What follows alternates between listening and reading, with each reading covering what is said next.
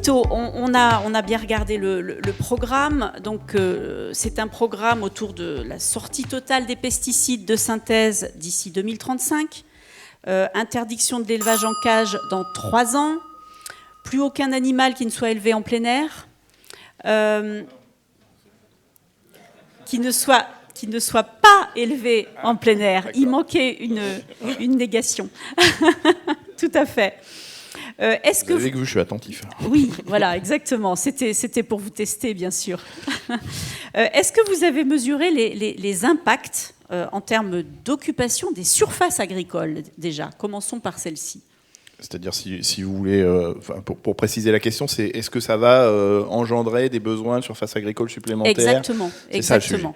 Donc là, on est parti sur des logiques qui feraient que le modèle agricole qu'on est en train de prôner serait un modèle agricole moins productif à l'hectare et qui nécessiterait donc davantage de surface. Tout à fait. Aujourd'hui, on a, au-delà du développement d'une agriculture qui est basée sur les engrais de synthèse et les pesticides, il y a aussi des agriculteurs qui ont travaillé sur des réponses agroécologiques qui font la démonstration qu'aujourd'hui, quand on maîtrise bien l'agroécologie, on peut rivaliser en productivité. Et donc, on n'est plus sur cette logique qui consiste à dire que des surfaces supplémentaires importantes seront nécessaires pour avancer sur une production sur le territoire national qui sera à la hauteur de celle qu'on connaît aujourd'hui. Pour les mêmes rendements, pardon? Bien sûr, pour les mêmes rendements. Vous me dites là que c'est prouvé qu'on peut faire du blé sans pesticides sur la même surface avec les mêmes rendements? Oui, mais il faut changer d'approche. Moi, je l'ai vécu sur ma propre structure. Je suis paysan.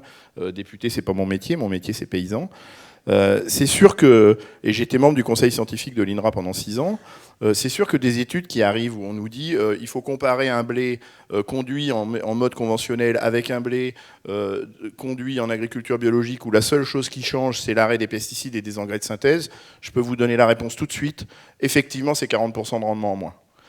À l'inverse, et c'est pour ça que j'aime bien votre approche d'approche surface, c'est que quand on développe des pratiques agroécologiques où on rassemble un certain nombre de réponses agroécologiques, comme par exemple le mélange d'espèces, où on associe au blé une légumineuse, où on utilise de la ressource génétique dont on sait que ces deux espèces vont être complémentaires parce qu'on a préservé des paramètres de rusticité sur la ressource génétique avec laquelle on travaille, et qu'on y apporte des réponses comme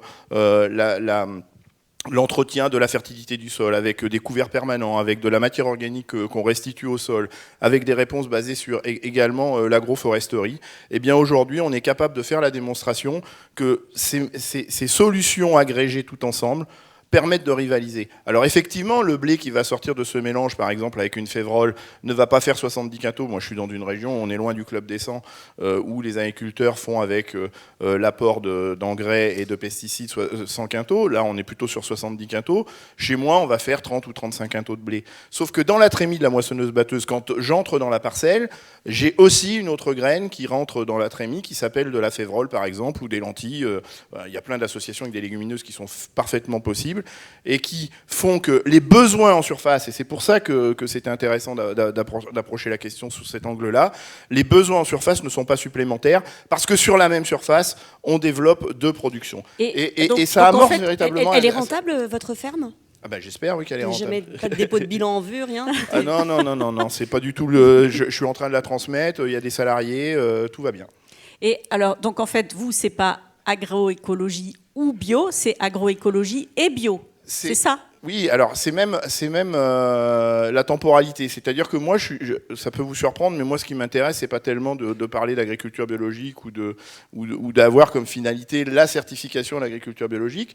Moi, ce qui m'intéresse, c'est des pratiques agroécologiques. Je suis agronome de formation, et c'est ça qui me passionne, et c'est ça qui m'intéresse, c'est comment est-ce qu'on réussit par de l'agronomie à avancer sur des vraies réponses agroécologiques. Et la certification à l'agriculture biologique, je finis juste, et la certification à l'agriculture biologique ne doit être être qu'une conséquence.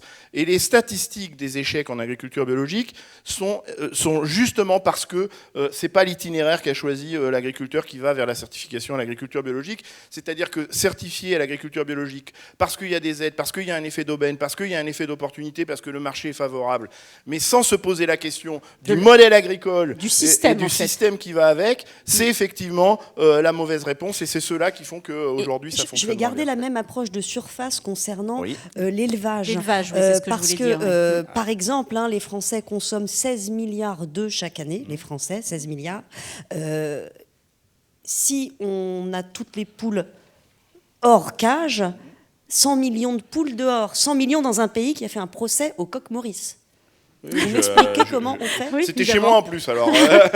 C'est dans mon département, c'est à 20 km de chez moi. Ça couvre un département à peu près, c'est à peu près ça. Oui, mais alors, de toute façon, sur cette problématique d'élevage en cage, mais on parle de la production agricole, mais il faut aussi parler de la finalité de la production agricole. La finalité de la production agricole, c'est produire de la nourriture. Et on sait très bien que aujourd'hui, face à une demande sociétale et citoyenne de plus importante, il va falloir aussi transformer nos modes de consommation et peut-être consommer moins de produits issus de l'élevage. Même divisé par 2, ça fait quand même 50 millions de poules, c'est pas rien. Mais, non, mais on est bien d'accord, mais de toute façon, on est aujourd'hui confronté à une demande qui fait qu'on ne peut plus reculer là-dessus. Et l'Europe, et je suis député européen, va nous imposer de toute façon la sortie de l'élevage en cage, et c'est pas une élucubration nouvelle de la Commission, et je dis ça parce que c'est pas forcément mes grands amis, les gens de la Commission, c'est l'issue d'une initiative citoyenne européenne, c'est-à-dire qu'il y a plus d'1 million de citoyens européens partagés dans plus de 9 pays. Je reste sur le poulet. La grippe aviaire a fait qu'aujourd'hui, on a dû les confiner, justement. On doit les rentrer. Donc, c'est aussi des questions sanitaires. Alors, sur la grippe aviaire, on peut en parler. Moi, j'aime bien m'attaquer aux causes plutôt qu'aux conséquences. Pourquoi est-ce que la grippe aviaire est aussi importante sur nos élevages? Est-ce que c'est pas parce que, justement, on a concentré beaucoup d'animaux dans des bâtiments qui sont des véritables bouillons de culture? Ils viennent toujours d'oiseaux, de migrateurs qui... Oui, mais le constat... Je suis allé... Oui, mais j'ai pas dit qu'ils étaient nés dans l'élevage en France. Je pose la question de savoir où est-ce qu'on crée les conditions pour que la grippe aviaire se développe. Et ce n'est pas les élevages en plein air qui sont à l'origine où on a des vraies difficultés de grippe aviaire. C'est sur les élevages où on concentre beaucoup les animaux. Mais pas en France. Mais bien sûr que si, avec les accouvoirs par exemple qui diffusent tous la même génétique et donc le même parasitisme de l'accouvoir dans tous les élevages, on le voit dans le sud-ouest, je suis allé dans le sud-ouest il n'y a pas très longtemps, on voit dans le sud-ouest que ce n'est pas les éleveurs qui sont tournés vers des logiques de plein air qui sont les plus impactés par la grippe aviaire. Donc comment on fait? Simplement, comment on fait? J'ai toujours pas compris. Mais si, c'est simple, c'est que je vous l'ai dit, baisse nos consommations. Il faudra baisser nos consommations issues de la production animale. Et je vous rassure, je suis moi-même éleveur et je suis pas en train de vous dire qu'il va falloir renoncer à des activités d'élevage parce qu'elles sont indispensables, y compris dans l'approche agroécologique que j'ai évoquée tout à l'heure. Mais effectivement, il faudra accepter qu'il y ait moins de, Mais combien moins? Alors. C'est des transitions, donc combien? C'est peut-être la moitié, peut-être le tiers, peut-être. Mais de toute façon, il faudra s'adapter aux attentes sociétales. C'est pas comme si l'agriculture, je ne sais pas si on va l'évoquer, était une activité qui était aussi soutenue par des enveloppes publiques. Et donc, quand on met de l'enveloppe publique sur la table, on ne peut pas s'affranchir des attentes sociétales et des attentes publiques, parce que c'est les contribuables qui permettent ces enveloppes publiques, qui accompagnent le revenu des agriculteurs. Oui, alors justement, à propos d'investissement et d'accompagnement, aller vers ces systèmes va engendrer des investissements, de nouveaux bâtiments, des surfaces agricoles en plus, des coûts de l'aliment supérieurs. Voilà. Est-ce que déjà vous avez chiffré l'impact économique et comment vous accompagnez les agriculteurs? Ça s'appelle du redéploiement des politiques publiques. Et là, encore une fois, je vous parlais de traiter les causes plutôt que les conséquences. Aujourd'hui, on a fait effectivement des produits alimentaires peu cher dans des grandes enseignes. Je ne vais pas vous faire le coup de la baguette à 29 centimes, vous savez où vous la trouvez. Pourquoi est-ce que ces produits arrivent peu cher dans ces grandes enseignes ? C'est parce qu'on a des politiques publiques qui prennent soin des ressources vitales qui ont été dégradées par les pratiques agricoles, et on parlait des pesticides tout à l'heure, qui impactent ces ressources vitales. Je parle de l'air qu'on respire à chaque instant, je parle de l'eau qu'on boit tous les jours, je parle de la nourriture qu'on met dans nos assiettes. Et ces politiques curatives... En gros, les politiques publiques permettent directement de faire baisser les prix de l'aliment. Absolument, parce que, et pourtant c'est dans la directive cadre européenne sur l'eau, le principe pollueur-payeur, c'est-à-dire que normalement, celui qui pollue devrait répercuter sur le prix de vente de son produit ce que ça engendre de pollution et de coûts portés aujourd'hui par la collectivité. Ce principe pollueur n'existe pas, et pourtant il est inscrit dans la directive cadre européenne sur l'eau, par exemple.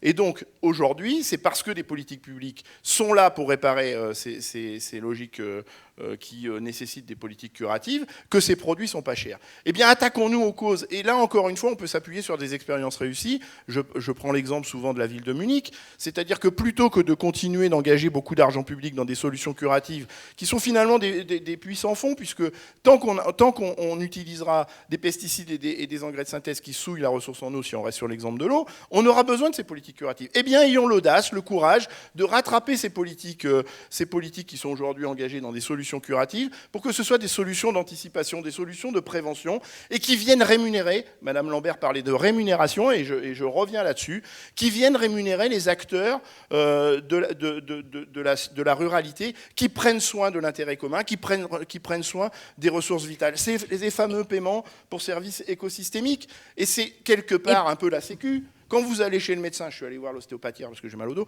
je sortis ma carte vitale et donc il y a une enveloppe publique qui paye le médecin, au moins sur une partie du geste médical, qui est un effort collectif et qui fait que le médecin qui prend soin de notre santé est rémunéré par cette enveloppe publique. Eh bien, faisons pareil avec les agriculteurs demain, c'est-à-dire que ceux qui prennent soin de l'intérêt commun, de la biodiversité, du climat, des ressources vitales, rémunérons-le. C'est les paiements pour services écosystémiques. C'est pas le cas de tous en France, pour vous, clairement. Il y en a qui détruisent, qui ne prennent pas soin de l'environnement et de la santé des gens. Oui, je pense que tant qu'on aura autant de pesticides et d'engrais de synthèse dans certaines ressources vitales, comme l'air qu'on respire ou comme l'eau qu'on boit... Il y a des engrais de synthèse dans l'air qu'on respire. Bah, il y a des nitrates. Oui. Non, il y a des... Alors, c'est pas les nitrates, c'est comment ça s'appelle, les protoxydes d'azote.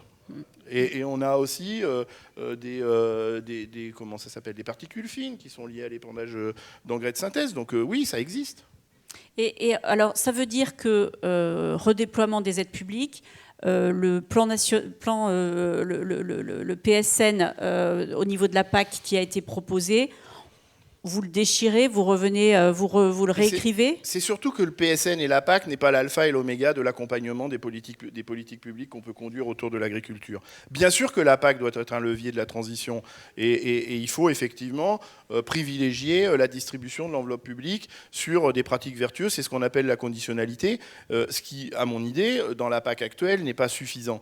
Mais c'est pas l'alpha et l'oméga. Ça suffira pas. Ça suffira pas. Vous me parliez tout à l'heure de chiffrage. Il faut peut-être mettre l'équivalent de 5 à 6 fois la PAC, et c'est à peu près là-dessus que nous, on est partis, pour accompagner le revenu des agriculteurs, c'est-à-dire aller au-delà de cette politique agricole commune, et c'est possible sans rajouter un centime supplémentaire de fiscalité, juste en redéploiement de politiques qui sont aujourd'hui dédiées à des solutions curatives, j'insiste, tournées vers des solutions préventives qui alimentent cette idée de rémunération pour services écosystémiques. Le tout bio fait votre bonheur, fait le bonheur de Biocop, il ne fait pas forcément le bonheur des agriculteurs, puisque les produits bio vont devenir, s'ils deviennent des produits de base, les prix vont aussi baisser.